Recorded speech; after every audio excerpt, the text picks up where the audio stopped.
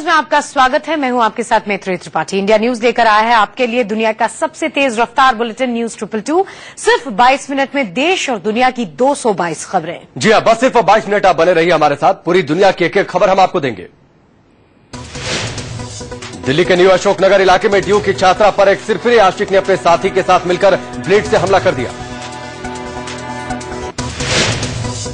दोनों ने छात्रा के चेहरे पर ब्लेड से कई वार किए। छात्रा का तुरंत लाल बहादुर शास्त्री अस्पताल ले जाया गया, जहां से उसे सफदरजंग अस्पताल रेफर कर दिया गया। पुलिस ने मुख्य आरोपी को गिरफ्तार कर लिया है, जबकि उसके साथी की तलाश की जा रही है। दिल्ली के गोविंदपुरी इलाके में एक घर से मां और उसके 6 साल की बेटे की लाश मिली।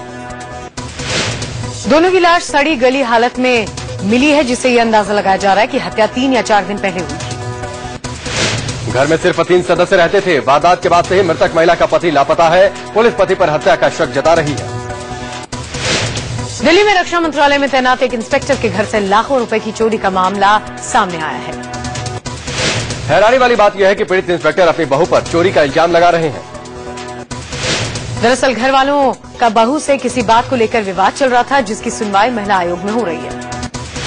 राजधानी दिल्ली में आज ऑटो रिक्शा संघ ने हड़ताल का ऐलान किया है। आज दिल्ली की सड़कों से ऑटो रिक्शा गायब रहेंगे। ऑटो चालकों ने यह हड़ताल दिल्ली ट्रैफिक पुलिस और परिवहन विभाग के मनमानी के खिलाफ बुलाई है।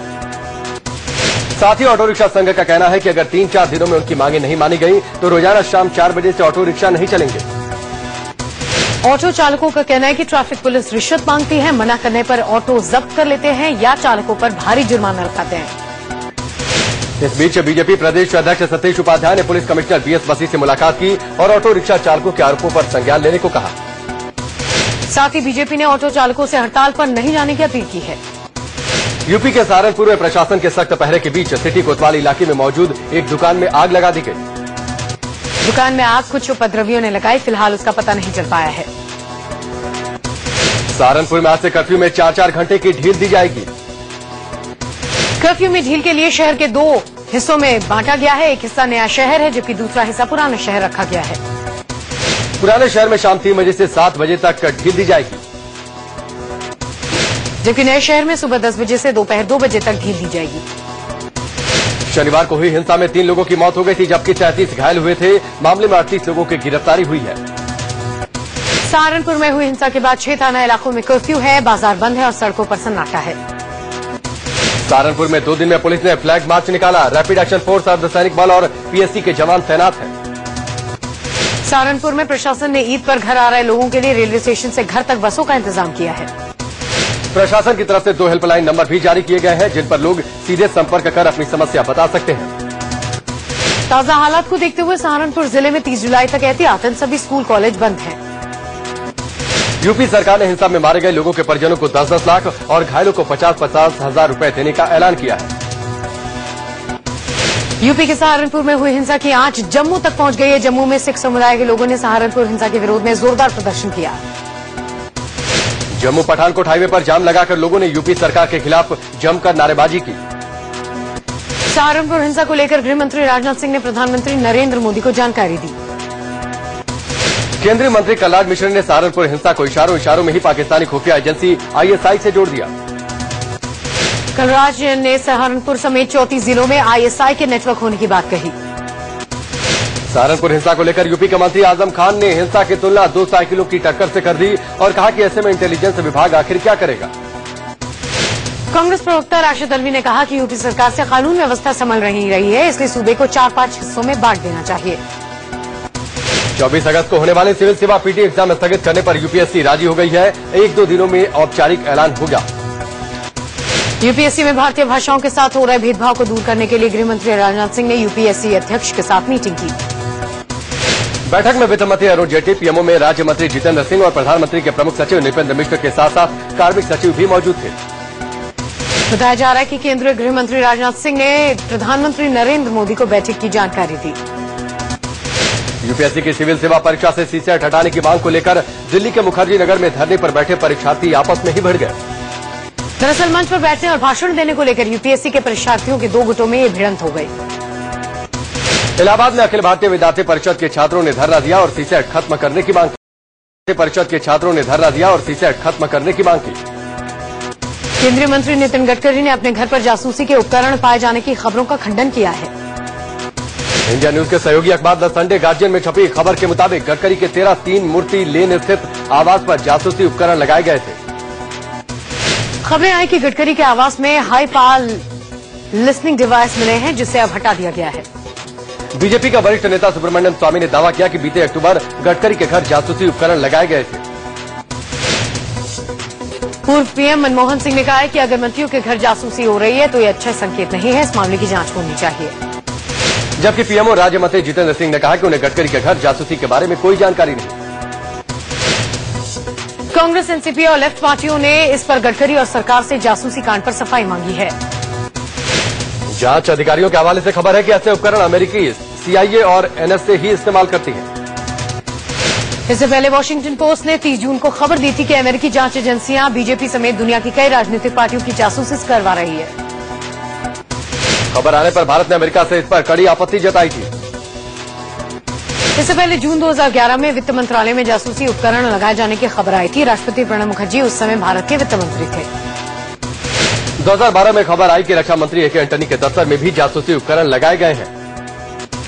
संसद के बजट सत्र में कटौती नहीं होगी। संसदीय कार्य मंत्री वेंकैया नायडू ने कहा कि बजट सत्र को समय से पहले खत्म करने का सरकार का कोई इरादा नहीं है। वेंकैया नायडू का कहना है कि बजट सत्र में सीमा बिल जैसे कई अहम विधेयक सरकार पास कराने की कोशिश करेगी। आपको बता दें कि संसद के बजट सत्र की शुरुआत 7 जुलाई को हुई थी और ये 14 अगस्त तक चलने वाला है। बीजेपी और मोदी सरकार में तालमेल बनाए रखने की कवायद आज से शुरू हो जाएगी। बीजेपी ऑफिस में सरकार के मंत्री कार्यकर्ताओं की शिकायतें सुनने के लिए बैठेंगे। महाराष्ट्र विधानसभा चुनाव में सीट बंटवारे को लेकर आज बीजेपी, शिवसेना, आरपीआई और शिव संग्राम जैसे घटक दलों की बैठक बुलाई गई है। बीजेपी और शिवसेना सीट बंटवारे को लेकर एक बैठक और कर चुके हैं, लेकिन वो बेनतीजा रही।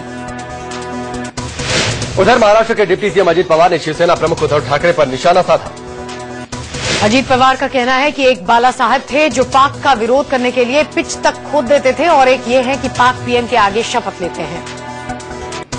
साथ ही अजित पवार ने कहा कि मोदी के आगे इनकी नहीं चलती। 5-6 मंत्री बनवाना चाहते थे, लेकिन मोदी ने केवल एक ही दिया। भीगी बिल्ली की तरह एक से ही संतोष कर लिया। महाराष्ट्र के पूर्व मुख्यमंत्री अशोक चव्हाण को चुनावी खर्च का सही ब्यौरा न देने के मामले में आज दिल्ली हाईकोर्ट में सुनवाई होनी है। इससे पहले शुक्रवार को हुई सुनवाई में चुनाव आयोग ने कहा था कि वो क्वासी जुडिशियल बॉडी है और अपने आदेश का बचाव नहीं करेगा। सुभाष घई के गोरेगांव स्थित acting school whistling woods international के मामले पर बॉम्बे हाईकोर्ट में आज सुनवाई होनी है। बॉम्बे हाईकोर्ट ने वुड्स इंटरनेशनल को 31 जुलाई तक खाली करने का आदेश दिया।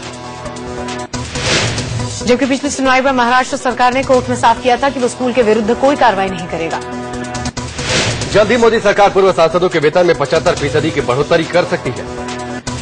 अभी तक पूर्व सांसदों को 20,000 रूपये प्रतिमाह का पेंशन मिलता है, जो बढ़ोतरी के बाद 25,000 रूपये हो जाएगा। इससे पहले सिर्फ 5 साल का कार्यकाल पूरा करने वाले सांसदों को ही रिटायरमेंट के बाद के फायदे मिलते थे। लेकिन अटल बिहारी वाजपेयी के नेतृत्व में पिछली एनडीए सरकार ने यह फैसला लिया कि कोई सांसद जितने दिन भी सांसद रहे उसे पेंशन मिलेगी। मोदी सरकार इसके अलावा 5 साल से ज्यादा सांसद रहने वालों को हर साल मिलने वाले अतिरिक्त भत्ते को 1,500 से 2,000 रूपये प्रतिमाह कर सकती है। पूर्व सांसदों का पेंशन बढ़ाने को मंजूरी देने के लिए संसद की रजामंदी की जरूरत होगी। सरकार के सूत्रों के मुताबिक संसद से शीतकाल में सरकार इस संबंध में कानूनी बदलाव कर सकती है। इसके अलावा पूर्व सांसदों के आश्रितों में अब तलाकशुदा या विधवा बेटियां भी शामिल हो सकती हैं। मोदी सरकार सांसदों की मृत्यु के बाद उनके परिवार वालों को लंबे समय तक पेंशन देने के विकल्प पर भी विचार कर रही है।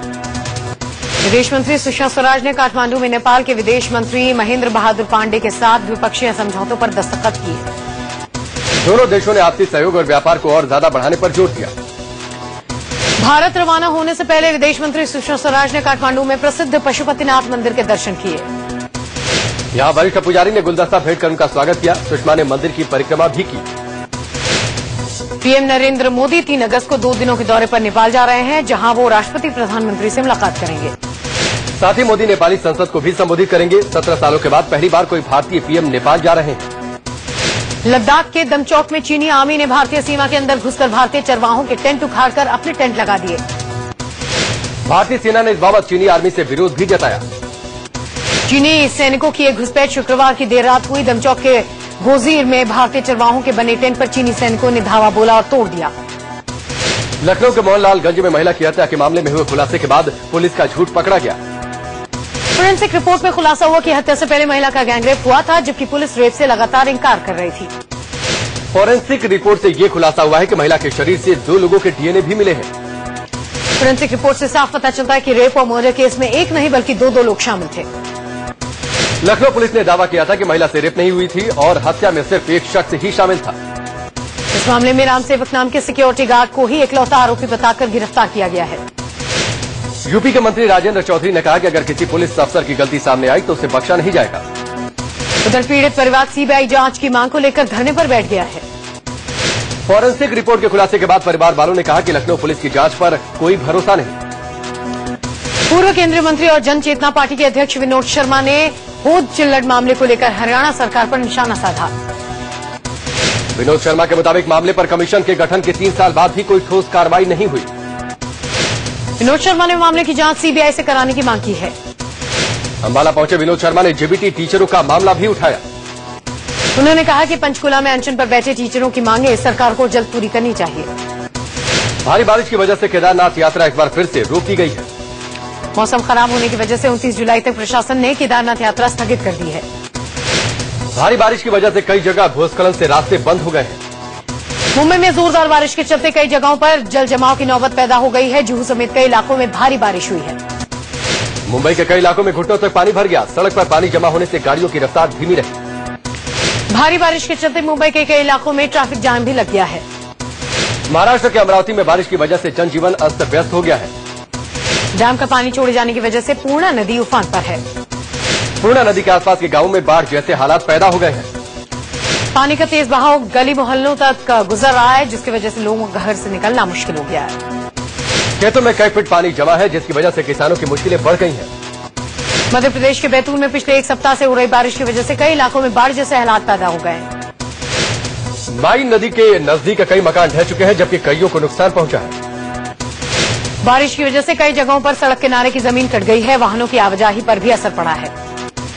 तमिलनाडु के कोयम्बटूर में रेडियो कंट्रोल कार रेस का आयोजन किया गया। मैथनॉल फ्यूल पर चलने वाली ये कारें महज 3 सेकंड में 100 किलोमीटर प्रति घंटे की रफ्तार पकड़ सकती हैं। यूपी के गोरखपुर में एक मासूम से रेप का मामला सामने आया। एक नाबालिग लड़के पर ही लगा है रेप का आरोप। पुलिस ने लड़की को मेडिकल चेकअप के लिए भेज दिया है। साथ ही आरोपी लड़के को भी पकड़ लिया गया है। यूपी के मथुरा में हाईकोर्ट के जज के घर चोरी हुई। लाखों का सामान और कैश उड़ा ले गए चोर। खिड़की तोड़कर घर में दाखिल हुए थे चोर। पुलिस चोरों की तलाश में जुट गई है। यूपी के आगरा में बाइक सवार 4 बदमाशों ने चांदी कारोबारी से 20 किलो चांदी लूट ली। बदमाशों ने हथियारों के बल कारोबारी से चांदी लूटी। पुलिस ने लुटेरों की तलाश शुरू कर दी है। यूपी के फैजाबाद में पुलिस ने मिर्ची गैंग का पर्दाफाश किया। गिरोह के 4 लुटेरे गिरफ्तार कर लिए गए। पुलिस को इस गैंग की काफी समय से तलाश थी। ये लोग पहले आंख में मिर्च पाउडर डालते थे, फिर रुपयों से भरा बैग लेकर फरार हो जाते थे। यूपी के संत कबीर नगर में पुलिस ने करीब 2 करोड़ रुपए की हेरोइन बरामद की। पुलिस ने 3 तस्करों को भी गिरफ्तार कर लिया है। यूपी के ग्रेटर नोएडा में एसटीएफ ने कुख्यात बदमाश और उसके 2 साथियों को गिरफ्तार कर लिया। पुलिस के मुताबिक ये बदमाश हत्या, लूट और रंगदारी जैसे अपराधों में शामिल थे। बदमाश पर 50,000 का इनाम था। यूपी के आगरा में कुख्यात बदमाश सुरेंद्र सिंह पुलिस के लिए सिरदर्द बना हुआ है। कई वारदातों को अंजाम दे चुका है।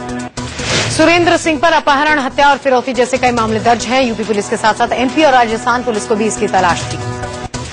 यूपी के मथुरा में 2 पुलिसकर्मियों पर एफआईआर दर्ज की गई है। दोनों पर टटलू गैंग के एक सदस्य को बंधक बनाकर वसूली करने का आरोप है। पुलिस में मामला दर्ज होने के बाद दोनों आरोपी सिपाही फरार हो गए हैं। यूपी के बहराइच में डॉक्टरों की लापरवाही से 2 बच्चियों की जान चली गई। पीड़ित परिवार के मुताबिक डॉक्टर सो रहे थे और उनकी बच्ची को स्वीपर ने सुई लगा दी। बच्चियों को सुई लगाते ही दोनों बच्चियों की हालत बिगड़ गई और दोनों की मौत हो गई। यूपी के मेरठ में एक दिल दहला देने वाली वारदात सामने आई। एक महिला और उसके 3 बच्चों को जिंदा जला दिया गया। चारों को बेड के अंदर जलाया गया। वारदात के बाद महिला के पति समेत पूरा परिवार फरार है। महिला के परिवार वालों ने ससुराल वालों के खिलाफ मामला दर्ज करवाया है। पुलिस मामले की जांच में लगी है। महिला के परिवार वालों के मुताबिक ससुराल वाले उनकी लड़की को परेशान करते थे। पुलिस ने चारों शवों को पोस्टमार्टम के लिए भेज दिया है। यूपी के शाहजहांपुर में एक पति पर पत्नी को जलाने का आरोप है। मामूली विवाद पर पति ने पत्नी को केरोसिन डालकर जला दिया। गंभीर हालत में महिला हॉस्पिटल में भर्ती। आरोपी पति फरार है। यूपी के देवरिया में एक महिला को दहेज के लिए जिंदा जलाने का मामला सामने आया है।